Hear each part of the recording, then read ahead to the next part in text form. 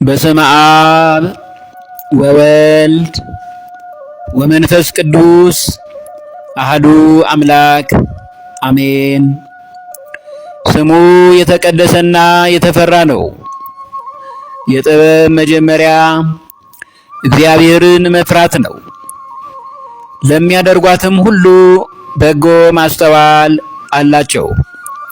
እግዚአብሔርን የምትወዱ እግዚአብሔር የሚወድዳችሁ የቅዱስ አማኑኤል ቤተሰቦች በጌታዬ በኢየሱስ ክርስቶስ ፍጹም ሰላም የአክብሮት ሰላምታዬን እያቀረብኩላችሁ በአዲስ ርዕስ ወደ ተዘጋጀው ትምህርት እገባለሁ። የዕለቱ ትምህርታችን ርዕስ ታቦት በረከቱና ኃይሉ በሚል መሪ አስተማሪ ርዕስ ይሆናል። በቅድሚያ እንኳን ለመጥምቀ መለኮት ቅዱስ ዮሐንስ ሰኔ 30 የልደት ክብረ በዓሉ በሰላምና በጤና አደረሳችሁ አደረሰን።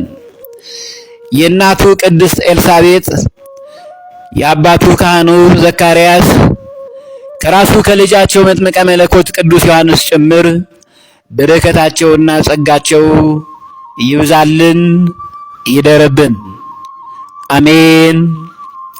ታቦት በረከቱና ኃይሉ ታቦት በረከቱና ኃይሉ የሚለውን ትምህርት ከማየታችን በፊት በቅድሚያ ታቦት በመጽሐፍ ቅዱስ የሚለውን እንመልከት። ኦሪት ዘጸአት ምዕራፍ 32 ከቁጥር 15 እስከ ቁጥር 20 ያለውን በቀጥታ እንመለከተዋለን። ሙሴም ተመለሰ፣ ሁለቱንም የምስክር ጽላቶች በእጁ ይዞ ከተራራ ወረደ። ጽላቶቹም በዚህና በዚያ በሁለት ወገን ተጽፎባቸው ነበር። ጽላቶቹም የእግዚአብሔር ሥራ ነበሩ። ጽሕፈቱም በጽላቶቹ ላይ የተቀረጸባቸው የእግዚአብሔር ጽሕፈት ነበረ። ኢያሱም እልል ሲሉ የሕዝቡንም ድምፅ ሰምቶ ሙሴን የሰልፍ ድምፅ በሰፈር ውስጥ አለ አለው። እርሱም ይህ የድል ነሾች ወይም የድል ተነሾች ድምፅ አይደለም፣ ነገር ግን የዘፈን ድምፅ እሰማለሁ አለው። እንዲህም ሆነ፣ ወደ ሰፈሩ ሊቀርብ ጥጃውንም ዘፈኑንም አየ።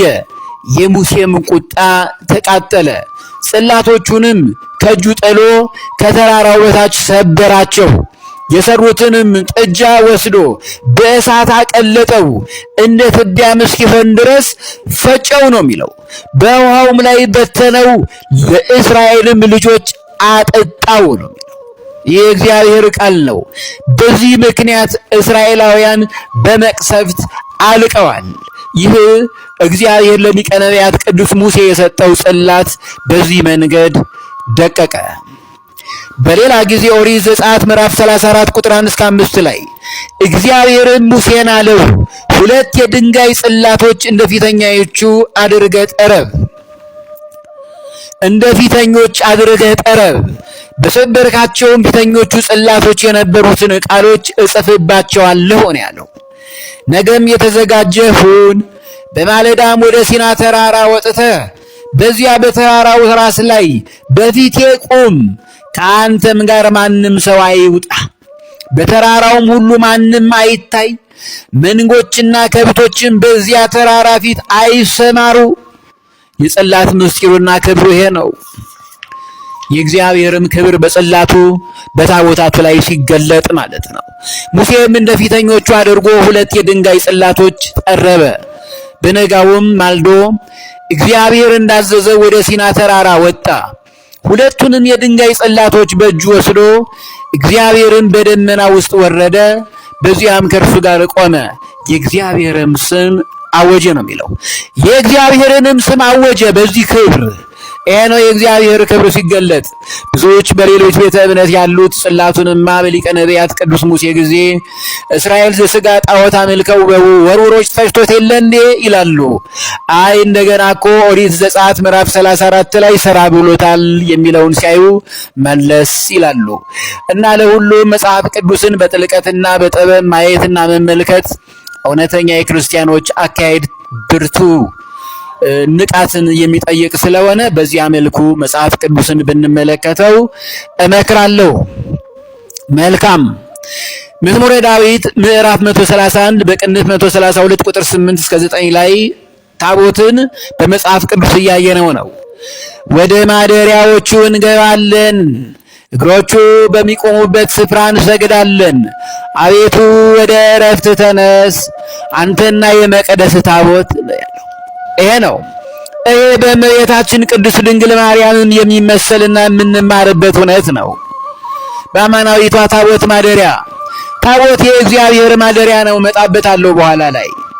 ወደ ማደሪያዎቹ እንገባለን፣ እግሮቹ በሚቆሙበት ስፍራ እግዚአብሔር የሚገለጽበት እግሮቹ የሚቆሙበት ታቦት ማደሪያው ነው። በዚያ ስፍራ እንሰግዳለን። ለእግዚአብሔር ክብር በእውነት ይገባዋል። ክብርና ምስጋና ይድረሰው። ይህን እውነተኛ ትምህርት ነቢየ እግዚአብሔር ቅዱስ ዳዊት በዚህ ልክ ገልጦልናልና አቤቱ ወደ ዕረፍት ተነስ፣ አንተና የመቅደስ ታቦት። በሰማይ ያለውን ምስጢር በምድር እያየነው ያለውን ስርዓት ነው። ይህ ስርዓት የሰማይ መላእክት ስርዓት ነው። ይህንን ነው ክርስቲያኖች ማወቅ ያለብን።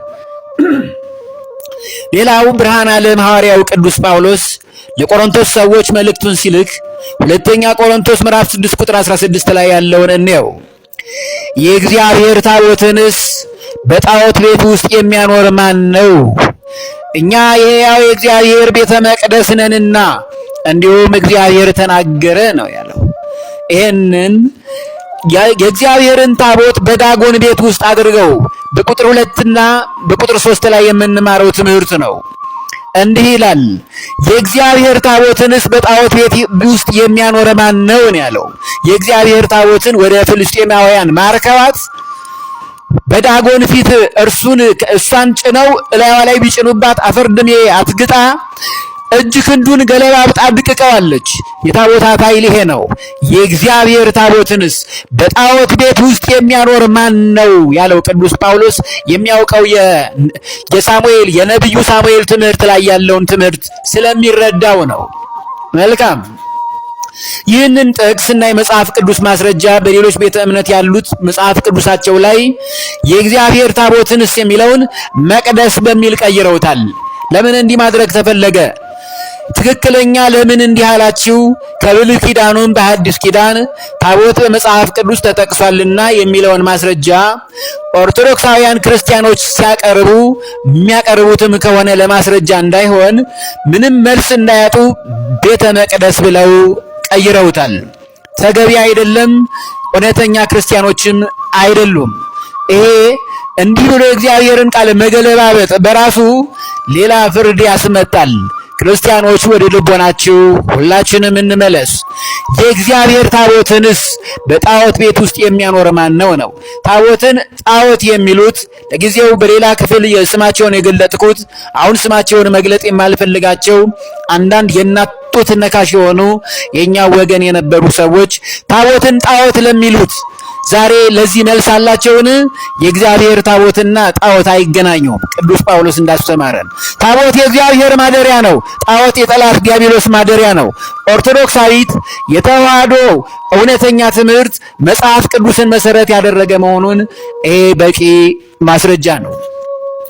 ዕብራውያን ምዕራፍ 9 ቁጥር 1 እስከ 5 ላይም ደግሞ ፊተኛይቱም ደግሞ የአገልግሎት ሥርዓትና የዚህ ዓለም የሆነው መቅደስ ነበራት።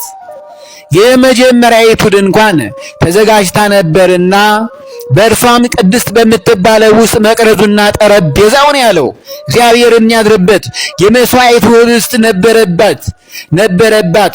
ከሁለተኛውም መጋረጃ ወዲያ ቅድስተ ቅዱሳን የምትባለው ድንኳን ነበረች። በዚያ ውስጥ የወርቅ ማዕጠንት ነበረ።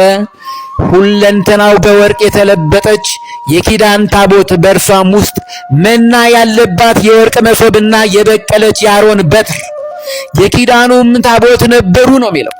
በላይዋም ማስተስረያውን የሚጋርዱ የክብር ኪሩቤል ነበሩ። ስለ እነዚህም ስለ እያንዳንዳቸው ልናገር አሁን አልችልም ነው ያለው ቅዱስ ጳውሎስ።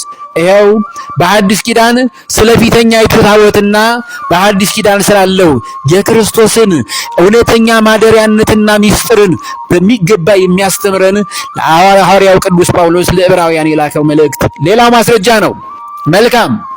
ሌላው የዮሐንስ ራእይ ምዕራፍ 11 ቁጥር 11 ላይ ስለ ታቦታት እንዲህ ይላል፣ በሰማይም ያለው የእግዚአብሔር መቅደስ ተከፈተ፣ የኪዳኑም ታቦት በመቅደሱ ታየ፣ መብረቅና ድምፅም ነጎድጓድም የምድርን መናወጥ ታላቅም በረዶ ሆነ ነው የሚለው። በሰማይ ያለው የእግዚአብሔር መቅደስ ተከፈተ። የሰማዩ ስርዓት ለምድሩ እማሬ ወይም ማሳያ፣ መማሪያ፣ ማስተማሪያ ከላይ ያለውን የቅዱሳን መላእክትን ስርዓት ዛሬ በአባቶቻችን ካህናት የሚፈጸመው እውነተኛ መስዋዕት ነው። ስለዚህ ታቦታትን ጠብቁ። በዚህ ምክንያት ታቦታት ሌላ ጣዖት ያላቸው መስሏቸው ክርስቲያኖች ከልባችሁ እንዳታወጧቸው። ታቦት የእግዚአብሔር ማደሪያ ነው። ታቦት የእግዚአብሔር ማደሪያ እንጂ ታቦት ራሱ እግዚአብሔር አላልንም። ይህን ነው ማወቅ ያለብን። በመቅደሱ ታየ፣ መብረቅና ድምፅም ነጎድጓድም የምድርን መናወጥ ታላቅም በረዶ ሆነ ነው የሚለው። ይሄ ነው እንግዲህ ታቦት በአዲስ ኪዳን በዚህ መልኩ ተገልጧል። መልካም። ታቦት ማለት ምን ማለት ነው? ታቦት ማለት ማደሪያ፣ መታያ፣ መገለጫ ማለት ነው። ባጭሩ ታቦት ማለት እግዚአብሔር የሚያድርበት፣ እግዚአብሔር የሚታይበት፣ እግዚአብሔር የሚገለጥበት ማለት ነው። በሊቀ ነቢያት ቅዱስ ሙሴ ዘመንና በኢያሱ ወልደ ነዌ ዘመን የታቦት መጠሪያ ስም የእግዚአብሔር የቃል ኪዳኑ ታቦት ተብላ ነበር የምትጠራው። በነቢየ እግዚአብሔር ንጉሥ ዳዊት ዘመን ደግሞ ታቦተ ጽዮን ተብላ ተጠራች። የእግዚአብሔር የቃል ኪዳኑ ታቦት ኃይል እስቲ እንየው። አሁን በመጽሐፍ ቅዱስ እስራኤላውያን ጠላቶቻቸውን ድል ያደርጓቸው የነበረው በቃል ኪዳኑ ታቦት መሪነት ነበር።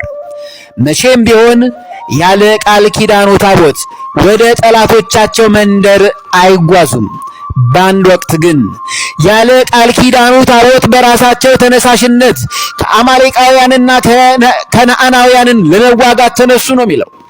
በዚህም ምክንያት በጠላቶቻቸው ፊት መቆም አልቻሉም ነበር።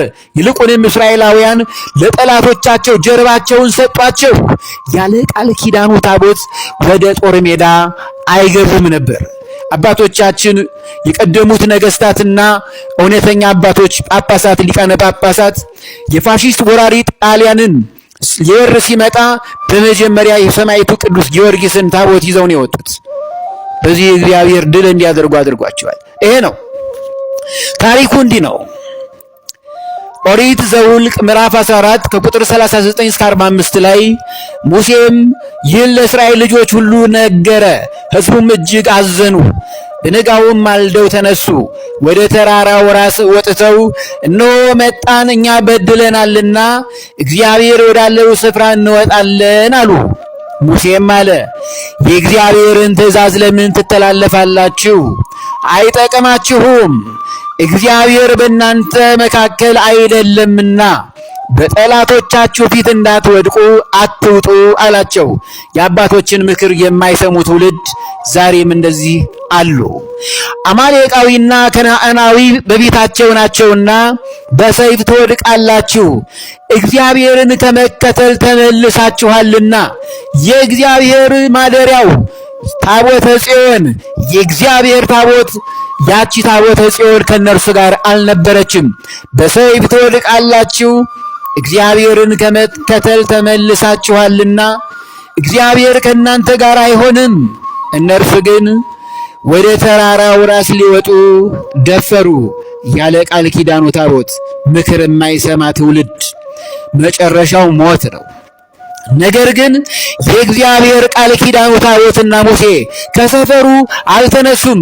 አባቶቻችንን ወደፊት አድርገን እግዚአብሔር ያደረበትን ታቦት ወደፊት አድርገን የምናደርገው ተሳትፎና ድል አድራጊነት እንዲመጣ ከፈለግን ቅድሚያ ያለ አባቶቻችንና እግዚአብሔር ያከበራቸውን ፊት እናድርግ።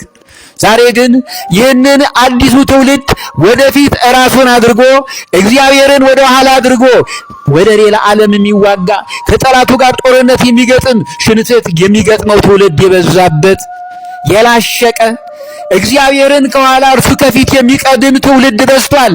ከዚህ ይሄን እውነት መማር አለብን ነው።